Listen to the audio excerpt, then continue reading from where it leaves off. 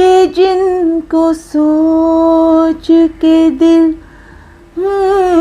फिर भूल गई मैं जान के भूल रही हूँ या मैं रियली भूल गई। बहुत ही इनसिक्योर इंडस्ट्री है और ये मैंने शुरुआत करी, एक शौक़ है, एक पैशन है। इसमें मैंने ना तो पैसा ना तो फेम के लिए ये मकसद नहीं था। चलते चलते चलते चलते यूं ही कोई मिल गया था, यूं ही कोई मिल गया कि पाकिस्तान में जो लोग रहते हैं वो ज़्यादा progressive, open mind and modernised हैं यूके में रहने वालों की निस्बत। यस, आज हमारे साथ मौजूद हैं एक ऐसी पाकिस्तानी निज़ाद बरतानवी सिंगर जो पाकिस्तानी गानों को ना सिर्फ बरतानिया में जो है वो एक नए अंदाज में गा रही हैं, बल्कि इनकी खूबसूरत आवाज़ की वजह से जो नई नस्ल है उनके अंदर भी पाकिस्तानी गानों को सुनने का जो शौक़ है उसमें इजाफ़ा होता जा रहा है। इनसे पूछेंगे कि इन्होंने जो है वो सिंगिंग का शौक़ कब पैदा हुआ, कब इन्होंने जो है वो सिंगिंग शुरू की, और सबसे बढ़ के कि बरतानवी कम्युनिटी में, बरतानिया में जो है वो पाकिस्तानी गाने का जो है वो फ्यूचर क्या है और इन्हें जो है वो रिस्पांस कैसे मिल रहा है। बहुत शुक्रिया आपका, आपके टाइम देने का। तो थोड़ा सा बताइएगा कि सबसे पहले स्टार्ट से कि वो कौन सा वक्त था जब आपके अंदर जो है वो सिंगिंग का, और ख़ास तौर पे बरतानिया में आप पैदा हुई, यहाँ पे आपने जो है वो सारी लाइफ गुजारी, और पाकिस्तानी गाने का शौक़ ही क्यों पैदा हुआ? अस्सलाम वालेकुम आपके व्यूअर्स को। जी, मैं पैदा हुई थी ब्रिटेन में और हम एक्चुअली काफ़ी एक गोरे इलाके में रहते थे, पर हमें मेरी अम्मी जी बहुत स्ट्रिक्ट थी और उन्होंने हमें कहा था कि घर में स्ट्रिक्टली उर्दू स्पीक करना है, उर्दू। तो हमने लिखना भी सीखा, पढ़ना भी सीखा, और हमारे घर में जो घरेलू हमारा कल्चर था वो बहुत देसी उर्दू इंडियन ये था। तो हमारी फैमिली में शौक़ तो था लोगों को फिल्में वगैरह देखने का, पर मेरी फैमिली में कोई ऐसा बंदा नहीं था जो इस इंडस्ट्री से कनेक्टेड था या कोई शौक़ था इनको। तो क्योंकि मैंने बताया मेरी अम्मी बहुत स्ट्रिक्ट थी, तो जब वो मेरे डैड के साथ जाती थी उनकी मदद करने शॉप पे, तो मैं और मेरी बहन और हमारी कज़न जब वो होते थे तो हम खूब मिलके गाने लगा के ड्रेसअप करके हम खूब इंजॉय करते थे। हमें फिल्में और गाने, सिंगिंग सॉन्ग का बहुत शौक़ था, तो मुझे ख़ासकर गाने का शौक़ था। और एक दफ़ा ऐसा हुआ कि हमें किसी महफ़िल में बुलाया गया जहाँ पर जिन्होंने बुलाया था हमें वो एक गायकी थे और उनको बहुत शौक़ था गाने का। तो उन्होंने इनवाइट किया कि जिस चीज़ को शौक़ है गाने का वो आगे आए। मैं बड़ी और जैसे मैं गाने लगी, मैंने वो गज़ल गाई, किसी नज़र को तेरा, और जैसे मैं गाने लगी पूरा कमरा खामोश हो गया। और जब मैंने वो सेंस किया एनर्जी चेंज को, तो मैंने जान के अपने लफ्ज़ को ख़राब कर दिया और उसके बाद मैंने कभी पब्लिक में नहीं गाया अगेन। अच्छा, वो जो आपकी पहली जो आपकी गज़ल थी वो ज़रा हमारे सुनने वालों को भी आप प्लीज़ सुना दें। ना पूछ कितने मोहब्बत के ज़ख्म खाए हैं कि जिनको सोच के दिल फिर भूल गई मैं जान के भूल रही हूँ या मैं रियली भूल गई। आपने एकदम मुझे पूछा, I have to remember the words, पर या। अच्छा, पाकिस्तानी गाने आप गाती हैं, यहाँ पे जो नई नस्ल है उसको तो देखें इन गानों की तरफ बहुत कम जो है वो रुझान है, तो कैसा आपको फीडबैक कैसा मिलता है, रिस्पांस कैसा मिलता है? जी, ये बात मुझे कही गई थी कि उर्दू के जो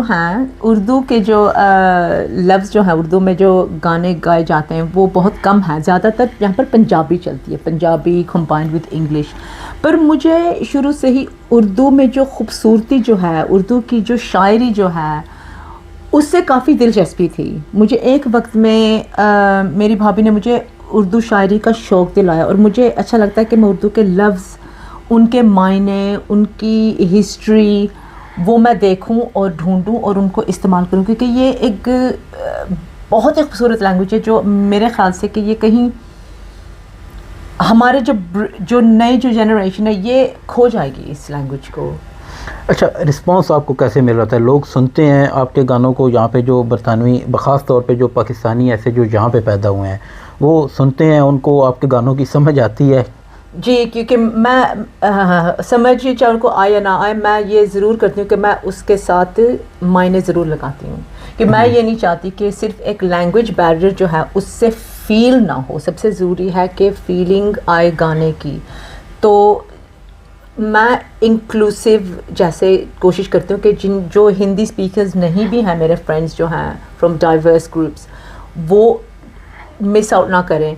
तो यस, एक्चुअली जो लोग सुन रहे हैं उन्होंने मुझे रिस्पॉन्स दिया कि उनको उनके गाने की ट्यून, उसकी फीलिंग, उसका emotion, they do enjoy it. Positive response मिला है। अच्छा, आप इसको गाने को एज अ प्रोफेशन लेती हैं या फिर सिर्फ शौक़ की हद तक? और अगर आप एज अ प्रोफेशन लेती हैं तो क्या आप समझती हैं कि बरतानिया में रहते हुए आप पाकिस्तानी गाने गा के तो आप इस अपने जो लिविंग एक्सपेंसेस हैं वो आप यहाँ से कर सकते हैं कवर? नहीं, ये बहुत ही इनसिक्योर इंडस्ट्री है और ये मैंने शुरुआत करी, एक शौक़ है, एक पैशन है। इसमें मैंने ना तो पैसा ना तो फेम के लिए ये मकसद नहीं था इस तरफ आने का। ये एक अंदरूनी ज़रूरत है, एक जुनून सा समझ लो, जो मैंने पूरा करना है। तो शुरुआत तो हुई है ये शौक़ से। अब आगे अल्लाह ताला अगर तरक्की दे इसमें तो हो सकता है कि इसमें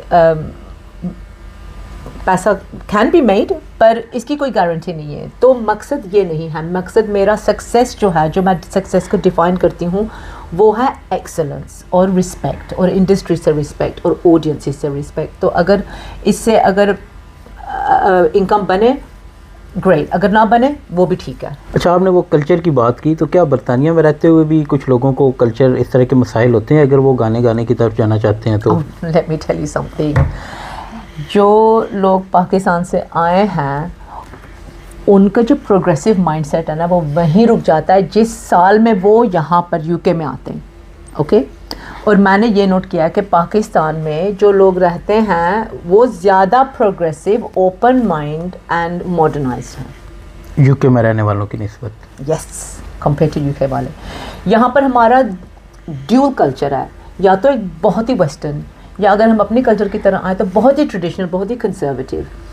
अब ये बात नहीं है कि मैं ज़्यादा लिबरल हूँ, आई एम नॉट। मैं भी थोड़ी बहुत ओल्ड फैशन हूँ, I am still quite conservative in presentation के मुताबिक, और कल्चर की रिस्पेक्ट मैं करती हूँ। हमारा जो कल्चर जो है उसमें जो हमारी decency values, I respect that a lot and I uphold them, इनको मैं अपहोल्ड करती हूँ। तो I think it's not a bad thing, but you're right, Pakistan में जो हैं यंगस्टर्स, वहाँ की ऑडियंस, वहाँ पर ज़्यादा सपोर्ट मिलता है। यहाँ पर सपोर्ट नहीं, यहाँ पर रेजिस्टेंस मिलती है mostly. I have received a lot resistance, बाहर से नहीं, बाहर वाले मेरा ख्याल है are ready to hear Pakistani female artist, पर अपनों से, फ्रॉम क्लोज पीपल जो अनकम्फर्टेबल फील करते हैं गोइंग इनटू दिस एरिया। अच्छा, अभी तक आपने जितने भी गाने गाए हैं उनमें से आपका सबसे फेवरेट कौन सा है? गाना जो मैं रेगुलरली गाती हूँ, मैंने काफ़ी दफ़ा परफॉर्म किया है, वो है 1972 फिल्म का, पाकीज़ा फिल्म का, चलते चलते। चलते चलते चलते चलते यूं ही कोई मिल गया था, यूं ही कोई मिल गया था, सर राह चलते चलते, सर राह चलते चलते। आखिर पे आप जो नए टैलेंटेड लोग हैं, जिनमें टैलेंट है, वो गा भी सकते हैं लेकिन उन्हें आगे आने का मौका नहीं मिलता, हम सिर्फ यूके की बात करेंगे, उन्हें आप क्या मशवरा देना चाहेंगी? देखो, टैलेंट के लिए सिर्फ एक्सपोजर की ज़रूरत है और वो टूल्स हमारे सामने हैं। अगर तुम्हें डेफिनेट जेन्युइन पैशन है और you've got genuine talent, तो तुम्हें लोग नोटिस करेंगे, ज़रूर करेंगे। There is no reason. आजकल का जो माइंडसेट है ना with the youngsters, with Gen Z, actually वो they like discovering new independent artists, they like it. ये जहाँ तक जब मैंने बात करी है विद यंगस्टर्स, वो कहते हैं कि हम जो इस्टेब्लिश्ड हैं वो तो ठीक है, वी लिसन टू देम और हम उनको फॉलो करते हैं, पर वी लव डिस्कवरिंग, जो कि हम जैसे कि like new uncut diamond, you know, in the independent music world. So yeah, I'd say that there is a chance. Or TikTok or ये YouTube especially is the world's biggest social media platform. Post on YouTube and it's very easy. बहुत शुक्रिया जीना खान आपका। जी तो नाज़रीन, ये थी जीना Khan. You're welcome. आपने इनके गाने भी सुने हैं और इनकी जो जर्नी स्टार्ट कैसे हुई आपने वो भी सुना है। अब आपको इनके गाने कैसे लगे और जर्नी के बारे में आप क्या कहेंगे, ये आपने हमें कमेंट्स में ज़रूर बताना है।